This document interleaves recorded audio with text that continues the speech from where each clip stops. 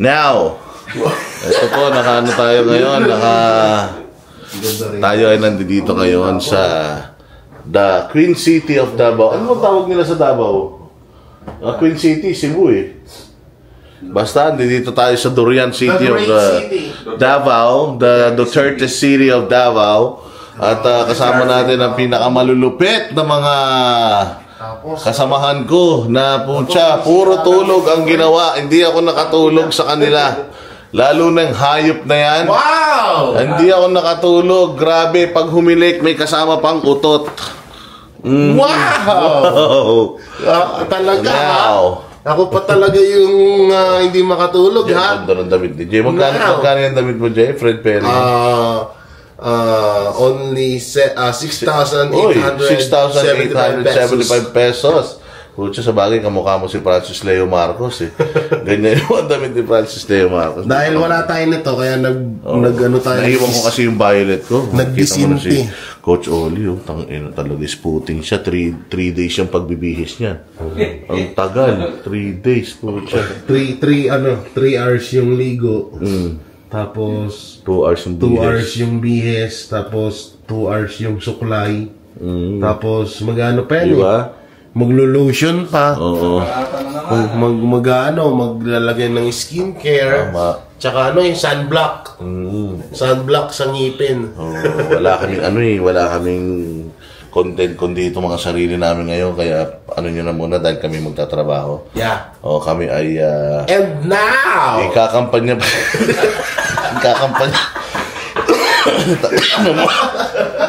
Kakampanya pa namin si Pastor dahil medyo lumamya ang ating mga pangangampanya dahil sa mga nangyari sa bayan natin. Huwag kayong makakalimot. Oo, lahat ng ito ay smokescreen lang. Makakabalik si Tatay Digong dito. Malakas ang ating kaso. Ang priority natin ngayon, maipanalo natin yung Duterte. 10. Kailangan may shoot natin yan dahil kung di natin may shoot yan, wala nang mangyayari. Maghahari-harian na sa bayang Pilipinas yung mga kapit-kapitagan, mga mababait, mga walang kasalanan sa mundo, mga hindi magnanakaw na mga taga-gobyerno. Kaya kita nyo naman, kita nyo kung paano nalabag yung malayang pagpapahayag ng ating mga kasamahang vlogger dyan sa kamera kahapon. Diba? Ayaw na natin maulit yan. Kaya maglagay tayo ng mga gawin natin balanse. Huwag yung sila lang yung malakas. Ilagay naman natin ulit. Ibalik natin yung kaayusan at balanse sa kapangyarihan para kahit pa paano may laban tayo. Alright? So, abangan ninyo mga mangyayari ngayong araw na ito. Kukunan natin lahat. Makikita ninyo. Punta kami sa may Kalinan. Diyan sa may Kalinan Stadium at imimit natin yung ating mga kababayan dyan at tayo ay magsasalita ng konti, kukumbinsihin natin sila at ating kukunin ang kanilang mga saloobin patungkol sa mga nangyayari sa bayan Pilipinas. Maraming salamat sa inyo. Abang-abang lang. Yo mga bossing, so nandito naman kami ngayon at kami magkakape dahil itong mga kasama ko, ayan, wala pang mga kain yan, 2:00 na ng tanghali at ito naman si Senyor Don Perignon. Walang tulog, walang kain. Salamin ni Gio. Alam mo, binili namin yun sa Hong Kong. 1,200 Hong Kong dollars yan. Solid.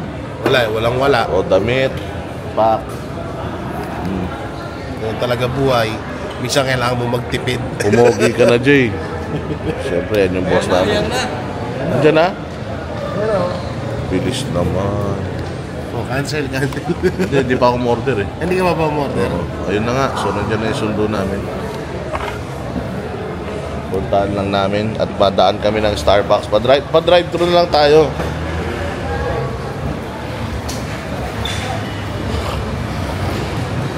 Mga kasama ko talaga eh. Ay sir, hello po. Mga timuhan nyo talaga eh. Siyempre, ang aming sundo, ang aming limousine. Yan. Ang SMNI. Truth that matters. Now. Truth that now. Saka dito. Truth. At syempre, kasama namin ang pinakamalupit na umagupit na si Kuya Apple, ang aming idol dito. Pinaka-pogi na pinaka-gwapo pa. Di ba? Yun. Kasama ko ngayon si Derek Ramsey. Oh, ano naman, ikutan natin. Oh. Pak! Solid na solid. Ready ka na ba sa iyong speech? Ready na. Magmumura lang naman ako eh. Ayan, tayo nandito ngayon sa Kalinan Gymnasium. Ayan. At kasama ko pa rin ang pogi kong kaibigan na si J. Lloyd Cruz. O, diba? May sarili tayo, black. Kasama rin namin si paring Ben. Ben Tulfo. Pala tayo din sa venue. Dito kayo lumakad sa gilid ko.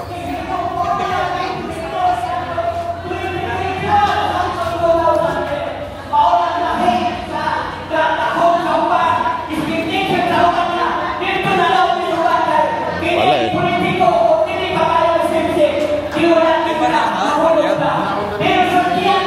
May barya ka? Hindi.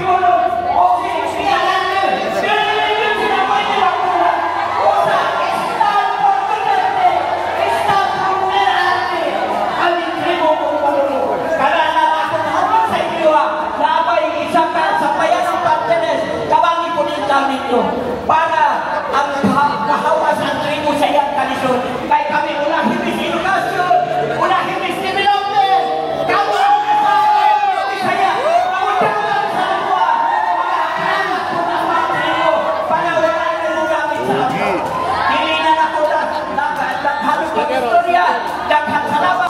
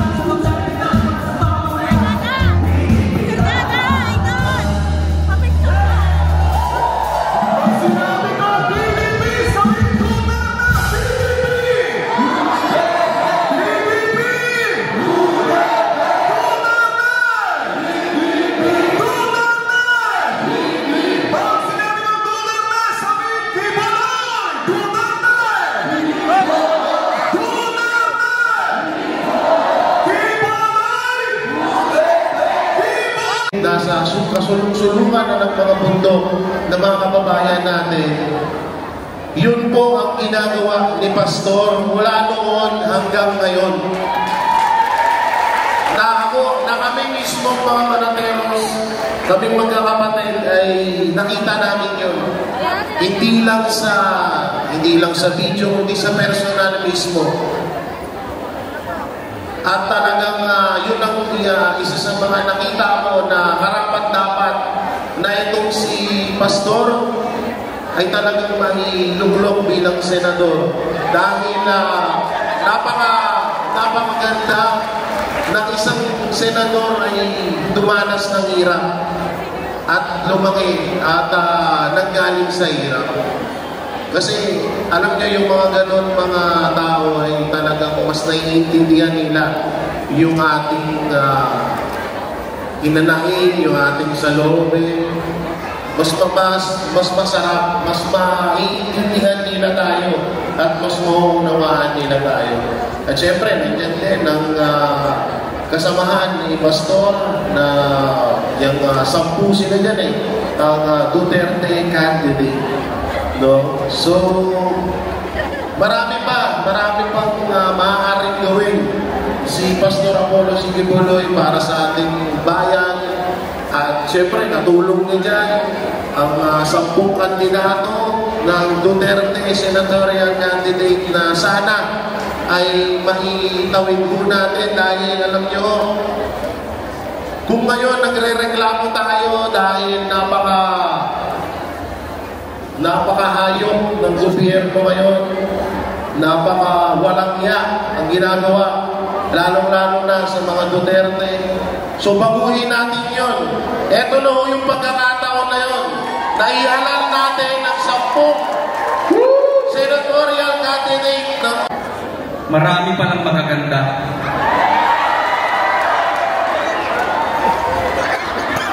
Pampagana naman. Pwede ba makapag-request sa inyo? Pampagana. Isang matinding sigawan. Duterte! Duterte! Duterte! Duterte! Isa naman Kibuloy na ba? Kibuloy. Okay ba? Pampagana lang. Kibuloy! Kibuloy! Kibuloy! Kibuloy! Alam nyo po, nakakagana po, nakakamiss na isinisigaw natin yung Duterte. Kamakailan lang po, kinidnap po ang ating Pangulo. Alam ko, marami sa inyo ang nag-iiyakan. Sa katunayan, kanina nung kinakanta natin yung lupang hinirang, ang sabi ko sa sarili ko, meron pa bang kalayaan ang mga Pilipino? Bakit natin pinamigay ang isang Pilipino sa mga puti? Gumagana naman ang hustisya ng Pilipinas. Tama po ba o tama-tama? Kung si Tatay Digong ay ipinagtatanggol ang mga Pilipino sa ibang bansa, ngayon naman ang Pilipino ibinebenta sa mga puti. At nakakalungkot po yun. Nung kami po ay ang mga kasamahan ko nasa Villamor, kami po ay nanunood, nandun kami sa SMNI, pinapanood namin yung nangyayari. Sabi ko, ano nang nangyayari sa Pilipinas? Kayo po ba ay gusto nyo mapauwi si Tatay Digong? Lakasan pa natin, gusto nyo bang mapauwi si Tatay Digong? Dapat straight PDP tayo. Yung mga senators na supporters ni Tatay Digong, iboto natin. At hindi lang yan, pati yung mga party leaders. So, nandito tayo ngayon sa ano ni PRD. Yes, sir. Tayo ngayon sa bahay. Ay boss, ano na? PRD at ating tingnan ng sitwasyon dito. Tayo naman, ang daming tao. Oh. Ano ba yung lens ko? Nag-moist pa. Yan, yo. Oh. Diba? Uy, ikaw mo. Daming tao. We stand for PRRD. Solid. Ang maganda rito, merong libreng mga nagdadala ng mga pagkain. So bayanihan dito, mga bossing. Oh, di ba? Good evening, mga boss. Daming tao. Mayang hapon. Pwede magano sir, mag-attendance sa Sige. Palista ko lang dito. Coach, lista mo pangalan natin.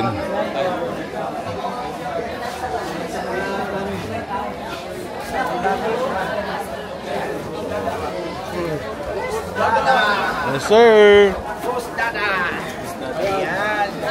Hello. Ayan. Mga bossing. Thank you boss. Shout out sa mga viewers ni Idol. Grabe, sulit to, ha? Sulit. Ayun na. Hello. Sir, kamusta po sir? Yung pagpunta mo dito sa Davao City. Ayun nga, nakakataba ng puso itong ginagawa ng mga taga Davao. Tama yan eh, dapat ganyan. Bantayan natin yung Pilipinas mula sa mga demonyo. Demonyo ang kalaban natin ngayon, mga bossing.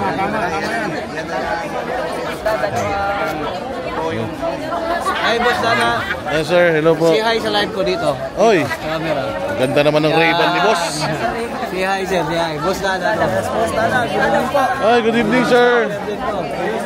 Ito yung mga dito na pala si PRD, nakauwi na. Uwi na nga sir. PRD, ang tangkad mo pala ha. Ayan. Ito ang iconic na bahay ni PRD. Oh, kita nyo? Kita na siya, mas matangkad pala sa akin si PRD. Pero iuwi ko na kaya ito. Ano na to? Ay, wala dito si Ibang Bansang Loyal. Kagabi nandito si Andyan, no? Maya-maya. Kasama namin kanina eh. Kasama din. Mapapunta na rito. Ang bahay ni PRD. Binabantayan tong bahay ni PRD ng mga residente ng Davao. Kasi alam nyo na, delegates ngayon, eh, may mga nagsasabi na magre-raid daw sila dito. Daming tao rito, mga boss. Daming tao. Daming tao dito, grabe. Si Jay. No, hindi lang si Tatay Digong at ang nababalitaan natin marami pang isusunod. So, ito again, mali na po yung nangyayari sa bansa natin dahil hindi pinaharap sa korte si Tatay Digong, gumagana ang ating hustisya. Handa naman siyang harapin ng batas dito sa atin, hindi naman niya tinatakbuhan. Pero minadali, at yun nga, bakit natin ipamimigay ang isang Pilipino na nagsilbi sa ating bansa, inalis ang adik, inalis ang komunista, inalis ang NPA, inalis ang mga kaguluhan sa Pilipinas, tapos kadugo natin, kapatid natin, ibibigay mo sa puti. Hindi po maganda yun eh. Kung si Tatay Digong nga, yung mga nasa ibang bansang Pinoy, pinagtatanggol niya. Ngayon namang gobyerno na ito, Pinoy, ipamimigay mo sa puti, ipalili pa rin mo ng basta-basta roon, eh hindi po maganda. And karapatan natin, at ako yung nakita, marami akong tinanong na abogado, even Attorney Jimmy Bondok, Attorney Torion, at Attorney Vic Rodriguez, walang masama tayo ay maglahad ng ating damdamin. Hindi po illegal ito, basta gawin natin sa mapayapang paraan, hindi bawal ang magsalita. Kasi po, iyan po ay nasa Constitution, nasa Bill of Rights po yan. Ipaglaban natin ang ating damdamin, nilalabas natin. Hindi tayo po pwedeng basta na lang huhulihin sa bisa ng warrant of arrest na kung saan. On the third day he rose again. He ascended into heaven and is seated at the right hand of the Father. He will come again to judge the living and the dead. Oh, Jay, ano masasabi mo? Nakarating ka na sa bahay ni PRD. Sa tingin mo ba corrupt si PRD? Wala. Mas materialis pa to eh. Mas maganda pa yung bahay mo? Mas maganda pa bahay ko Holy dito eh. Mary, Mother of God, pray Ayan, for ah. us Coach sinners Oli, now oh, and di ba? Ito na yung bahay ni PRD. Very simple. May ganyan bang bahay na ano? Oh, may ganyan bang bahay ang corrupt? Diyos ko naman. Holy Naman tayong Mary, ano, tanga. Mother of God, pray for us Ito, sinners mga now kapitbahay and at the natin hour of our death. nag-prayer Amen. vigil sila. full of grace, the Lord is with you. Blessed are you among women, and blessed is the fruit of thy womb, Jesus. Holy Mary, Mother of God, pray for us sinners now and at the hour of our death. Amen. Glory be to the Father, and to the Son, and to the Holy Spirit. As it was in the beginning, is now and ever shall be, world without end. Amen. Grabe, ang daming tao. Let us contemplate the Nakakatuwa rin five joyful ano mysteries. rito. The first joyful mystery Thank you is sa mga the taga-Davao sa Annunciation. pagsuporta at Our pagdepensa Father who art in sa heaven, hallowed be thy Duterte name. family. Thy kingdom come, thy will be done on earth as it is in heaven. Ito ang leader na talagang mahal ng taong bayan. Kita nyo naman, di ba? Ito ang mahal ng taong bayan na leader. Maraming mga nagvo-volunteer dito, nagbibigay ng mga food. Kanina may nagbagsak ng Jollibee. Blessed are you among women, and blessed is the fruit of thy womb. Maraming mga tao pang dumarating, oh. Oh.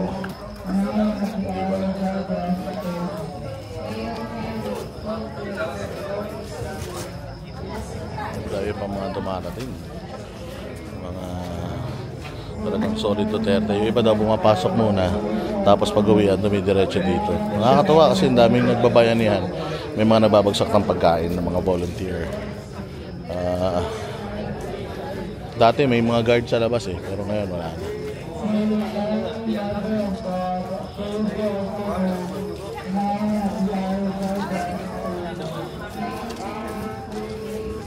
Kami ang boses ng masa, hindi natatakot.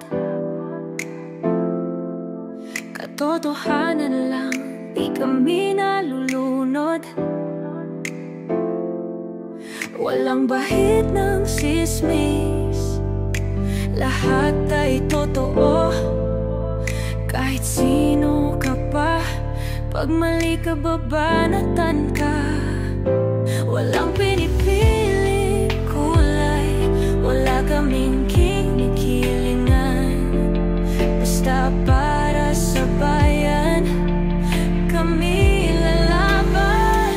Pagtama palakpakan, pag mali banatan. Di matitinag, di matatakot, para sa bayan tuloy ang sigaw.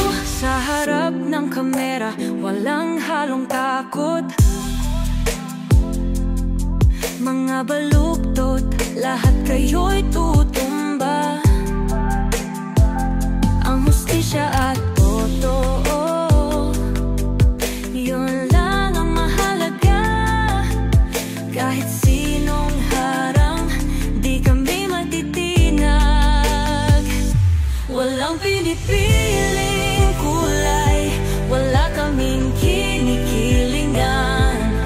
Basta para sa bayan, kami lalaban. Pagtama palakpakan, pag mali banatan. Di matitinag, di matatakot, para sa bayan.